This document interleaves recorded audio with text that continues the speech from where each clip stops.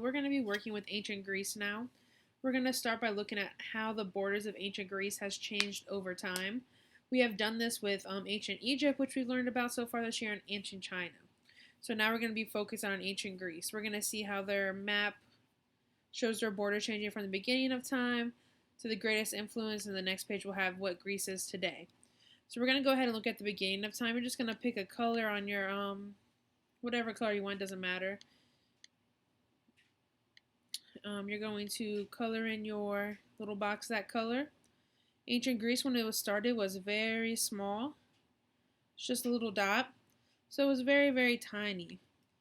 Ancient Greece, when it got bigger, so after it won a bunch of wars and gained a bunch of land, it got very, very large. So it's going to be one of the largest ones we've seen.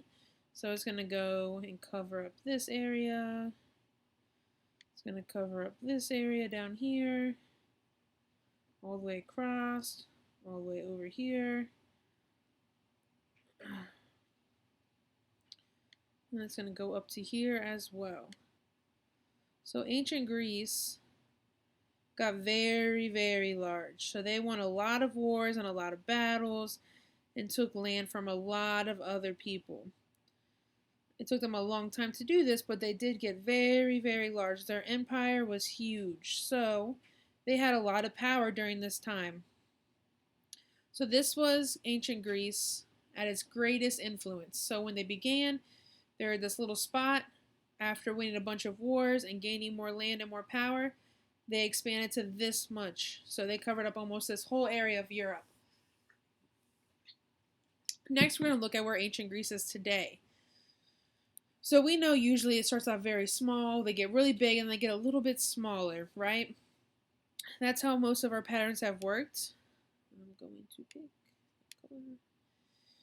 And now we're going to do ancient Greece today. So you're going to color in your little box so it matches.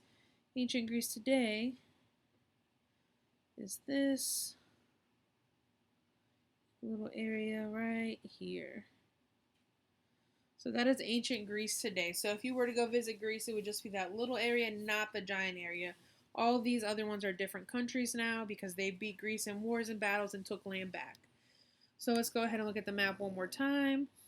So ancient Greece at the beginning of time was very, very tiny. It got very huge, very large, one of our biggest ones we've seen so far. And then when you go down, it just got to a little country today. So those are how the borders of ancient Greece changed over time. They changed for the power that they received and if they won battles or lost wars or won wars. So if they won a war, they got more land. If they lost a war, they lost land. If you guys need any more help, please let me know.